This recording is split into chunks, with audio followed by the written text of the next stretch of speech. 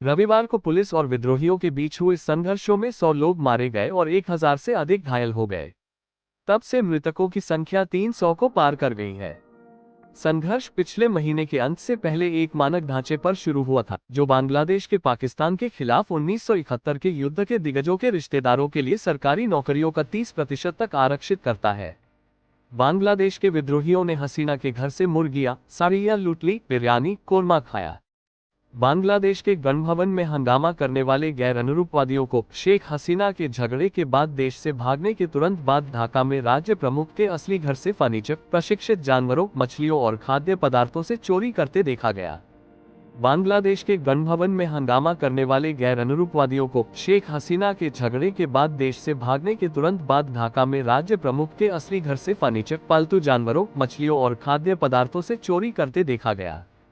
बांग्लादेश की प्रधानमंत्री शेख हसीना ने सोमवार रात दिल्ली से करीब 30 किलोमीटर दूर उत्तर प्रदेश के गाजियाबाद में हिंडन एयरबेस पहुंचने के बाद राष्ट्रीय सुरक्षा सलाहकार अजीत डोभाल से मुलाकात की। विदेश मंत्री एस जयशंकर ने बांग्लादेश के हालात के बारे में प्रधानमंत्री नरेंद्र मोदी को जानकारी दी है। इस बारे में अभी तक कोई जानकारी नहीं है कि मोदी हसीना से मुलाकात करेंगे या नहीं। कांग्रेस सांसद राहुल गांधी, जो लोकसभा में विपक्ष के नेता है, ने भी जयशंकर को संबोधित किया है। उनकी पार्टी ने कहा कि दोनों ने संसद से बाहर कुछ देर बात की।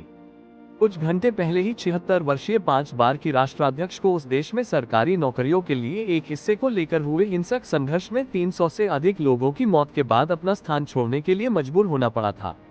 कुछ घंटे पहले ही 76 वर्षीय 5 बार की राष्ट्राध्यक्ष को उस देश में सरकारी नौकरियों के लिए एक हिस्से को लेकर हुए हिंसक संघर्ष में 300 से अधिक लोगों की मौत के बाद अपना स्थान छोड़ने के लिए मजबूर होना पड़ा था।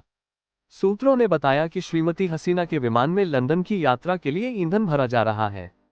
भारत की सीमा सुरक्षा शक्ति बांग्लादेश के साथ देश की 4096 किलोमीटर लंबी लाइन की पूरी तरह से सुरक्षा कर रही है, जिसमें फील्ड अधिकारियों को जमीन पर स्थिति संभालने और किसी भी चीज के लिए तैयार रहने के लिए कहा गया है।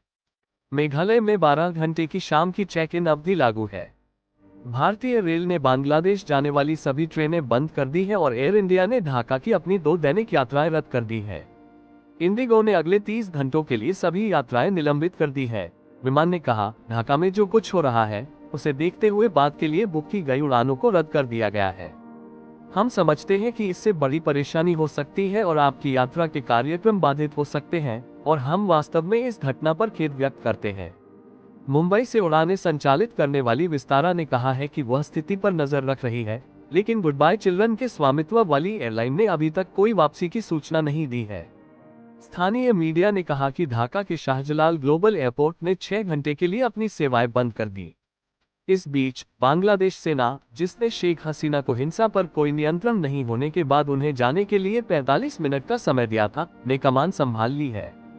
एक प्रसारण संबोधन में सेना प्रमुख जनरल वाकर उस जमान ने कहा कि सामरिक दल विभाजनकारी सरकार बनाएगा और असंतुष्टों को पीछे हटने की सलाह दी।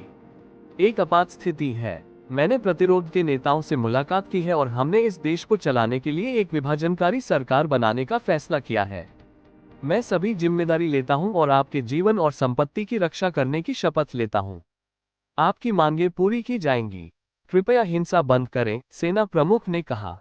इससे पहले आज ही असंतुष्टों ने गोनो भवन में घुसपैठ की, जो प्रधानमंत्री का ढाका घर है।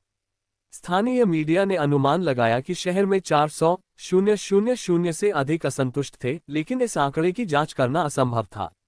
एएफपी पत्रकारों ने कहा कि सैनिकों और पुलिस ने सुरक्षा वाहनों के साथ सुश्री हसीना के कार्यालय के रास्ते को नुकीली धातु से अवरुद्ध कर दिया था, लेकिन बड़ी संख्या में लोग सड़कों पर आ गए और अवरोधों को नष्ट कर दिया।